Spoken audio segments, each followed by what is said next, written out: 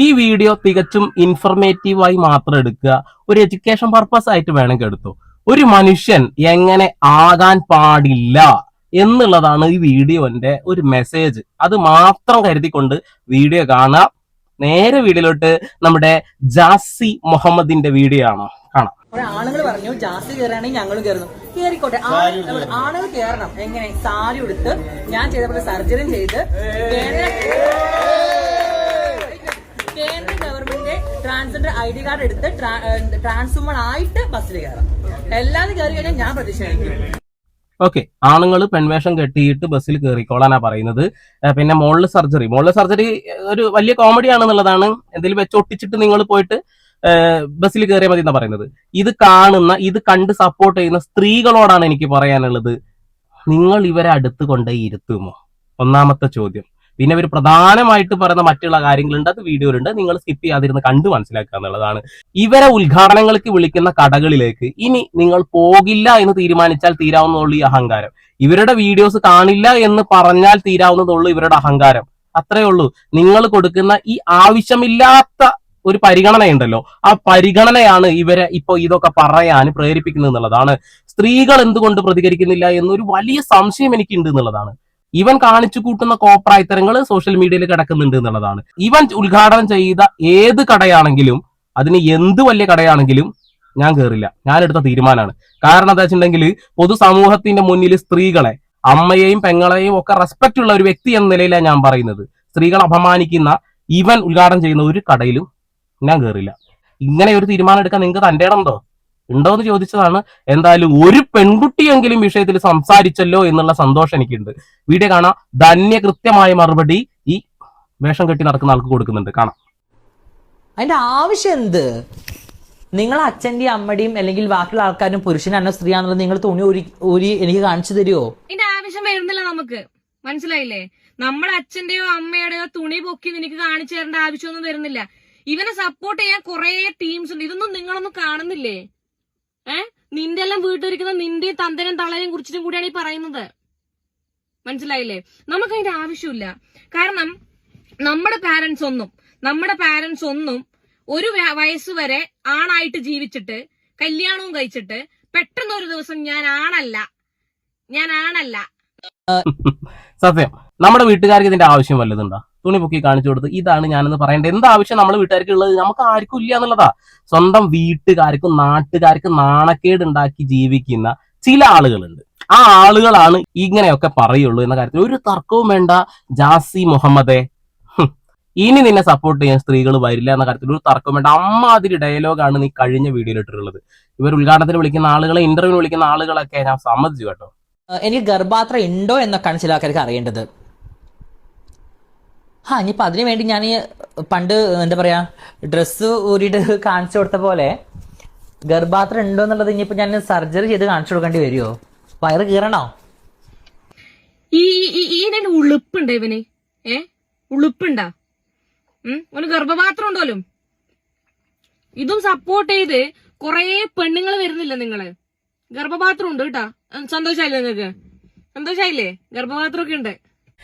എന്താ ചെയ്യാ? ചേച്ചിമാരെ, അമ്മമാരെ, പെങ്ങന്മാരെ, നിങ്ങൾ ഇനിയും സപ്പോർട്ട് ചെയ്യണം കേട്ടോ. നല്ല വസ്ത്രമാണ് ധരിക്കുന്നത്, നല്ല മേക്കപ്പാണ്. എന്താണ് തമിഴ്നാട്ടിൽ നിന്ന് വാഴക്കൊലയിട്ട് വരുന്ന പാണ്ടിലോറിയുടെ ലുക്കിലാണ് മേക്കപ്പ് ഇട്ടിട്ട് സത്യം പറയാ ആ ഒരു സ്ത്രീ രൂപത്തിലേക്ക് ആക്കാൻ വേണ്ടി വളരെ കഷ്ടപ്പെടുന്നുണ്ട്.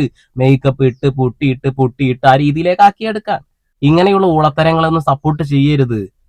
പവിത്രമായ ഒരു കാര്യമാണ് ഒരു കുഞ്ഞിന് ജന്മം നൽകുക എന്നുള്ളത്. അതിനെ പോലും കളിയാക്കുകയാണ്. ഗർഭപാത്രം എനിക്കുണ്ട്, ഞാൻ കാണിച്ചു തരണമെന്നൊക്കെ. പ്രശ്നമില്ല. അപ്പൊ നിങ്ങൾക്ക് പിന്നെ നിങ്ങൾക്ക് ഗർഭാത്രം ഉണ്ടോ? ചില ആൾക്ക് അറിയേണ്ടത് നിങ്ങൾക്ക് ഗർഭാത്രം ഉണ്ടോ എന്നാണ്. ഉണ്ട്. എനിക്ക് ഗർഭാത്രം ഉണ്ട്.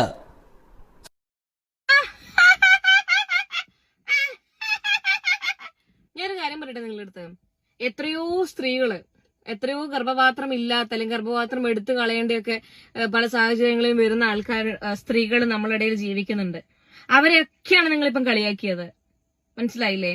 ഒരിക്കലും ഇനി എന്ത് പറഞ്ഞിട്ടുണ്ടെന്നുണ്ടെങ്കിലും പുരുഷനായിട്ട് ജനിച്ച നിങ്ങൾക്ക് ഗർഭപാത്രം ഉണ്ട് അല്ലേ? നിങ്ങൾ കുറച്ചു മുന്നേ ചോദിച്ചില്ലേ, പൊക്കി കാണിച്ചു കൊടുത്തതുപോലെ മുറിച്ച് കാണിച്ചു തരേണ്ടി വരും. നിങ്ങൾ കാണിക്കേ. അത് നമുക്ക് ലോകാത്ഭുതങ്ങളിൽ പെടുത്താം.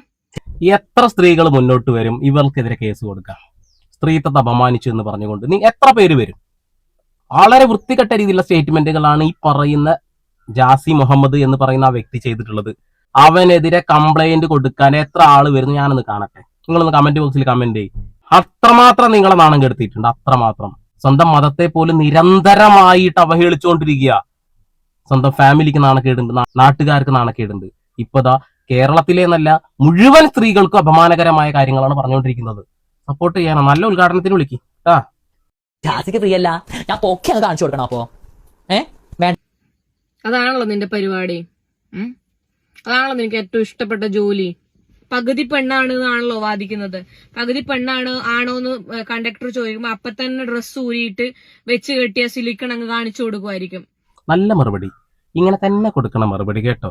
അവിടെ ഒരു ചാട്ടും ഇതൊക്കെ കണ്ടില്ലേ? നോർത്ത് ഇന്ത്യയിലൊക്കെ പോകുമ്പോ ട്രെയിനിൽ യാത്ര ചെയ്യുമ്പോൾ കിട്ടുന്ന അതേ പ്രതീതിയാണ് ഇപ്പൊ ചാടിയപ്പോ കണ്ടത്. കറക്റ്റ് അതേ ലുക്ക്, അതേ ചാട്ടം, അതേ നാക്ക് കൊള്ളാം.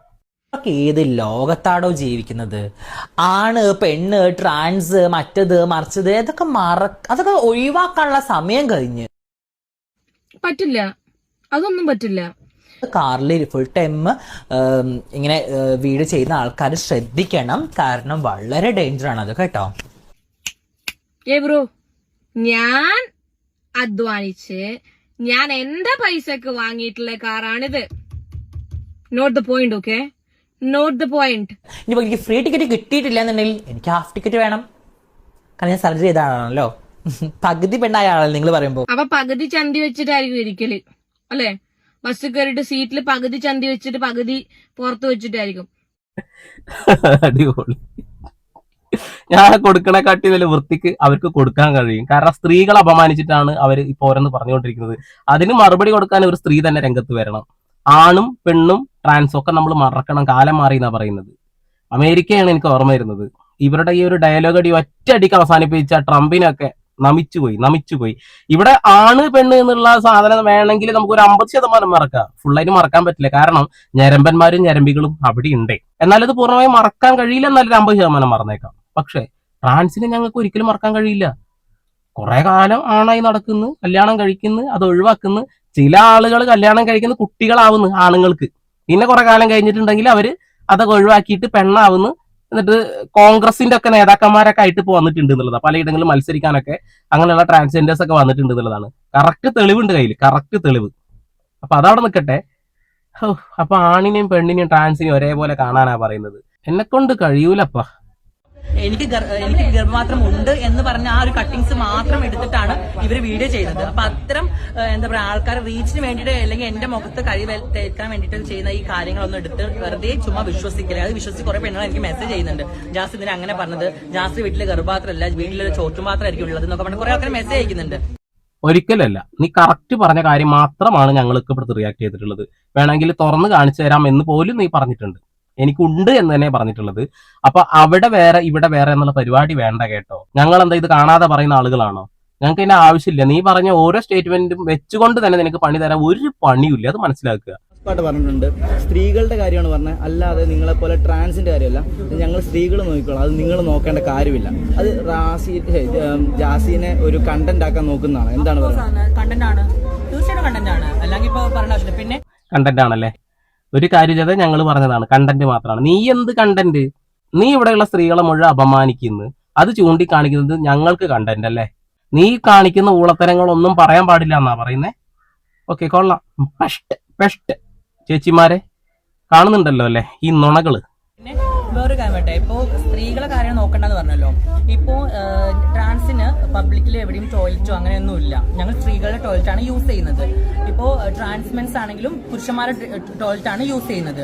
അപ്പോ അതിനൊരു മാറ്റം ഇതുവരെ വന്നിട്ടില്ല കേരളത്തില്. പിന്നെ ഇപ്പൊ KSRTC ബസ്സിൽ ഞങ്ങൾ കയറിയാൽ എന്താ, ഞങ്ങൾ കയറിയാൽ നമുക്ക് സ്ത്രീകളുടെ പരിഗണന തന്നെയാണ് കിട്ടുന്നത്. ഞങ്ങൾക്ക് ഇതുവരെ ഗവൺമെന്റ് കയ്യിൽ നിന്ന് കിട്ടിയത് ട്രാൻസ് വുമന്റെ പരിഗണന മാത്രമല്ല, സ്ത്രീകൾക്ക് കൊടുക്കുന്ന പരിഗണന ഞങ്ങൾക്ക് കിട്ടിയിട്ടുണ്ട്. പിന്നെ ഈ പറയുന്നവർക്ക് ഈ വെറുതെ കുറക്കാനേ പറ്റത്തുള്ളൂ. അവർ ഒരു മൂലയ്ക്ക് ഇരുന്ന് കുറച്ചിരിക്കും. അവർക്ക് വേണ്ട റീച്ചും കാര്യങ്ങളൊക്കെ അവിടെ ഒരു മൂലയ്ക്ക് ഇരുന്ന് കുറക്കട്ടെ, അത്രേ ഉള്ളൂ പറയാൻ.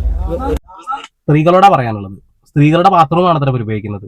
ഇവൻ ഇപ്പോൾ എവിടെ സർജറി ചെയ്ത് നിങ്ങൾക്ക് എല്ലാവർക്കും അറിയില്ലേ? എവിടെയാണെന്ന് അറിയില്ലേ? വ്യക്തമായിട്ട് അറിയില്ലേ? നിങ്ങളുടെ കൂടെ ബാത്റൂമിൽ വന്നിട്ട് ഇരുന്ന് കഴിഞ്ഞാൽ നിങ്ങൾ എന്താ പറയാ? ഇരുന്നോട്ടെ ജാസി എന്ന് പറയൂ നിങ്ങൾ? എന്തുവാടെ, സ്ത്രീകൾക്ക് കിട്ടുന്ന പരിഗണന കിട്ടുന്നുണ്ട് പോലും. ഒന്നേ പറയുന്നുള്ളൂ, നിങ്ങളെയാണ് വെല്ലുവിളിച്ചിട്ടുള്ളത്. കേരളത്തിലെ മുഴുവൻ സ്ത്രീകളെയാണ് വെല്ലുവിളിച്ചിട്ടുള്ളത്. നട്ടലുള്ള ആരെങ്കിലും ഉണ്ടെന്നുണ്ടെങ്കിൽ ഇവർക്കെതിരെ പരാതി കൊടുക്കണം. സ്ത്രീകളെ ഇത്രമാത്രം അപമാനിച്ച മറ്റൊരു വ്യക്തി ഉണ്ടാവില്ല.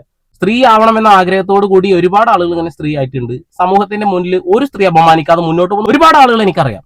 എനിക്ക് കോണ്ടാക്ട് പോലുള്ള ആളുകളുണ്ട്. മാന്യമായ വസ്ത്രം ധരിച്ചിട്ട് സ്ത്രീകൾക്ക് ഒരു അപമാനവും ഉണ്ടാക്കാതെ അല്ല അടിപൊളിയായി ജീവിക്കുന്ന, സിനിമാ മേഖലയിൽ ജീവിക്കുന്ന ആളുകളുണ്ട്. ഒരുപാട് മേഖലയിൽ ജീവിക്കുന്ന ആളുകൾ എനിക്ക് പരിചയമുണ്ട്, ഒരു തരത്തിൽ വൃത്തികേടും പറയാതെ. പക്ഷെ ഇവരൊക്കെ കാണിച്ചു കൂട്ടുന്ന കാണുന്നില്ലേ?